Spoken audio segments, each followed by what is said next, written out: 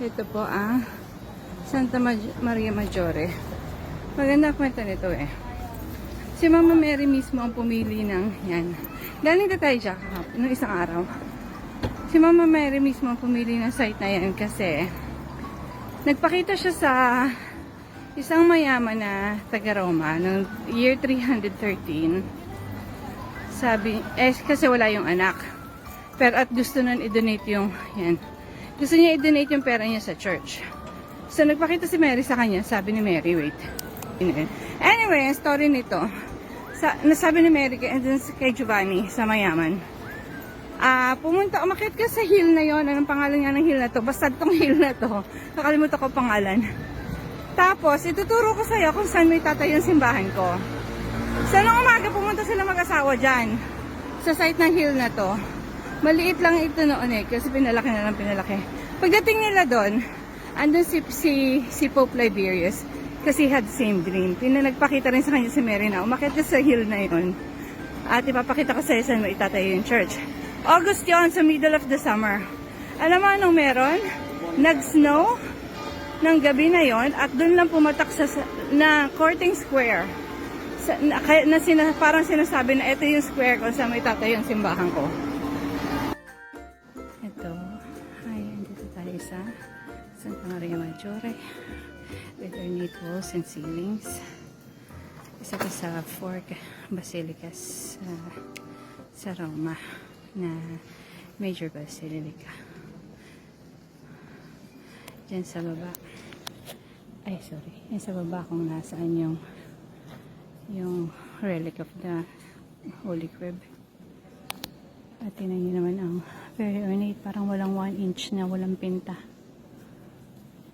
Tsaka meron pa siyang uso yan dito yung may hiwalay na chapel sa sides. Tinan mo naman yung ceiling, pang malakasan. Andito tayo sa Santa Maria Maggiore. Ito bumaba kami sa hagdan na yan. At ayan ang dalawang kids. Ito ay si St. Pius IX. At yan ang relic of the Holy Crib.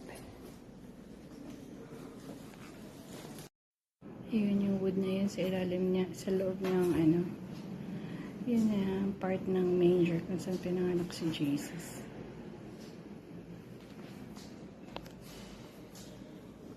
Ito yung nawawala sa Bethlehem. Okay, ito yung gilid ng Santa Maria Maggiore. Doon tayo pupunta kasi sa likod. Yung Santa Prudenciana, yun yung National Shrine of the Philippines dito sa Rome. Binigay sa mga Pilipino. Yan yung likod ng Santa Maria Maggiore. Ito yung main road. After nito, tatawid kang ganun. Yung gelato na, yung gelato store na yun, yung kanto na yun. Doon tayo pupunta. Ngayon, yung kanto ng gelateria. At ayan ang simbahan ng Santa Prudenciana. Yan. Importante yung church yun sa mga Pilipino kasi yan ang National Shrine of the Philippines dito sa Rome. Ang Santa Prudenciana. Bahay ito ni Senator Prudence. Siya ang tumanggap kay St. Peter nung first time na napunta si Peter dito sa Rome. So ito, dito ginanap ang mga, alam mo yung mga unang panahon sa mga bahay-bahay lang sila nagmimisa, diba? Dito ginanap ang unang misa. At nanatili dito ang si Peter at lahat ng successors niya hanggang year 313, dito nakatira ang Pope. At inilipat lang ni Constantine sa St. John Lateran noong year 313. Kaya tara sa loob. Ang church nito ay nakalimutan na ng panahon, pero isa to sa pinaka-importante church sa Catholic faith kung tutuusin mo. Biro mo, dito una nakapag-misa dito dito una nag-misa si Peter at nakapag-misa rin dito si St. Paul. Ito nga tumatanggap sa kanila sa mga Kristiyano pagka pupunta sila dito sa Roma. Sila nila Paul. Kahit si Paul nakapag-misa dito dahil tumuloy din si Paul dito. Tinanong ko sa mga madre, where is the table Peter used when he was saying Mass here? So, part of it is here, ayan, and a part of it was brought to St. John Lateran. Diba wonderful? Ayun yung naka-case. Okay, marami relic dito eh. Meron pa nga ng mga nakalibing hindi ko naman kilala. Pero sige na. Nandito tayo sa Roma, pero merong Mama Mary na naka-Filipiniana. First time ko ito na nakita. Naging konting emotional. Lagi naman ako emotional, pero very, na hello, nasa Roma ka, pero may Mama Mary naka-Filipiniana. Yan na. Naman, ang waterworks. Puntahan naman natin yung Eucharistic miracle dito sa Santa Prudenciana. Bale, noong year 1610, habang nagmimisa ang pare, nag-doubt siya sa real presence of Jesus in the Eucharist. The host bled at nalaglag siya. Tumalbog siya ng 2 beses. At hanggang ngayon, andun pa rin yung stain nung host. Kaya nilagyan nila yan ng cage para i-preserve. Matagal na naman yung dogma na yun na real presence of Jesus in the Eucharist. Dati hindi ko yung pinapansin kasi alam mo yung nakalakihan mo na. Tapos simula nung kay Carlos Acutis, din ko na appreciate na wow, hindi siya representation of Jesus, is the real blood and body of Jesus in the host. Diba? Tinatanggap mo yung linggo-linggo, gaano tayo kapalad na may ganun tayo sa ating pananampalataya. Guys, I was allowed to get in. Naiyak naman ako. Kinausap ko yung madre. Akala ko Pilipina. Indonesian pala siya. Pero she's very gracious to let me in sa isang chapel na sarado. Ito yung sinasabi ko sa inyo. Kinikilabutan ako. Teka lang, hindi ako sure kung magagawa ko. Ito siya. Diyan tumalbog yung host. Ayan, no? Nandiyan pa rin yung stain. Teka lang guys, I'll pray. Yung very ornate na altar na yan. Byzantine time pa yan. Nakikita mo, yung scene is yung 4 na evangelist, yung signs na yun sa taas. Tapos yan ay Heavenly Jerusalem. Tapos ito ay Jesus sitting on the throne. Tapos ito, they're wearing like Roman togas na sinusuot ng mga senators noong unang panahon. Kumbaga, it's a fusion of Roman art and Christian faith. Tapos yung 2 babae na yon, dati akala natin, ito kasi si Senator Prudence, 4 ang anak niya, naging santo. Ito si Prudenciana at saka yung kapatid niya si Mercedes. Across the road lang yung church niya. Akala namin dati, akala ng pananampalataya dati, yun yung representation, and si Prudence at saka si Mercedes. Pero yung sa further studies ng it's representing the Jews and the Jews and the Gentiles. Kasi nga, yung isa nasa behind Paul, yung isa nasa behind Peter. So, Paul being the evangelist to the Gentiles. And Peter sa Jews. Lahat ng mga art ito may meaning, no? Kailangan alamin mo pala kasi otherwise it's just another picture. Ito na nagkatotoo na ang aking pantasang kapag Filipino sa Roma. Dapat kasi English pa rin, pero at least na Tagalog.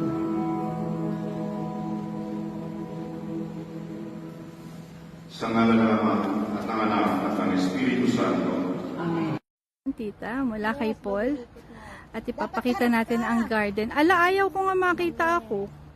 Gusto ko lang ipakita sa kanila na ito ang view dito mga guys. Corinthian pillars. At ganito ang garden ng St. Paul. Anahan natin doon mamaya. Hi guys, andito tayo sa St. Paul outside the wall. Tingnan niyo yung ceiling Tarenas, pero ang pinakamaganda dyan yung mga picture na yan ang mga pope na nagdaang panahon mula kay St. Peter. Andyan yung chain ng walang putol na pagsasalin ng pananampalataya. These are the popes of my lifetime, pero ang nakilala ko na lang ay si St. John Paul II, si Pope Benedict at saka si Francis. Sa kanya yung spotlight ngayon kasi siyempre yung Pope. At huwag kayong mag-alala guys. Hindi pa katapusan ng mundo. Ay, lumabo. At ang labo nito. Hindi pa katapusan ng mundo dahil marami pang space. Marami pang space para sa mga susunod pang papa. Ito ang bust of Saint Paul. Kasi diba siya nagsulat ng mga letters to the Romans, letter to letter. Tapos yung kabila, Saint Peter. Sa kadahilan ng may hawak siyang dalawang susi. Case of heaven and earth. Itong high altar. Yan ang Paschal candle. Once a year, ini-on din nila yan pagka Saturday ba yun, ang Paschal o Sunday? Yung naglalight ng Paschal candle, nilalight nila yan pagka naglalait ng Paschal candle. Yan naman ang mga statue ng Apostoles. Saint Matthew, Jude Thaddeus, kung sino-sino pa yan. Basta sa mga Apostoles yung mga nasa gilid na yan. On both sides naman yun. Oh, ayun pa, oh. Ayun pa. Okay. Baba tayo dito sa nasa ng po. Okay.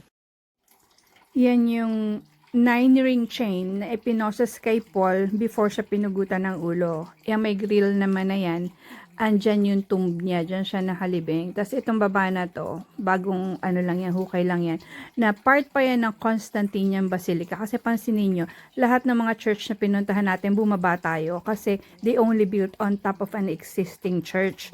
Hindi na sila nagpapalit ng foundation, kumbaga. Hi guys, andito tayo sa Santa Croce in Jerusalem. Kaya tinawag na Holy Cross in Jerusalem. Kasi, nung pumunta Santa Elena sa Holy Land, kumuha ng maraming lupa doon at inilagay sa ground dito. Ito ang dating bahay ni Santa Elena. Tapos ginawang church. Tapos andito ngayon Santa Croce kasi meron ditong relic of the true cross. Yung cross, pinati niya sa tatlo. Isa dinala dito, isa iniwan sa Jerusalem. At yung isa, binigay niya kay Constantine para, kasi di ba yung nag-convert si Constantine kasi nag-appear sa kanya yung cross in a dream, I think, or in a vision, I'm not even sure. Sabi sa kanya, by design you shall conquer. Yan yung umpisa ng conversion niya. So, sa tuwing mga laban nila, yun ang nangunguna. One time, na natalo sila. So, kinuha yun bilang conquest ng kalaban nila. Bilang to mock the faith. Kaya nakuha yun ng kalaban nila somewhere in the Middle East.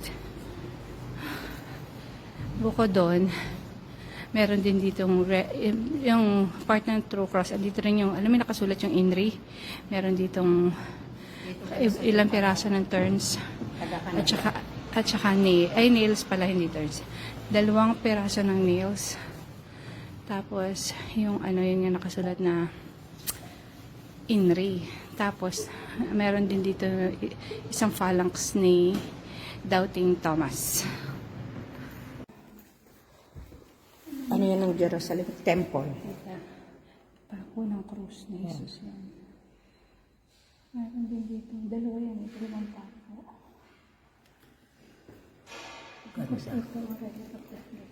Indre.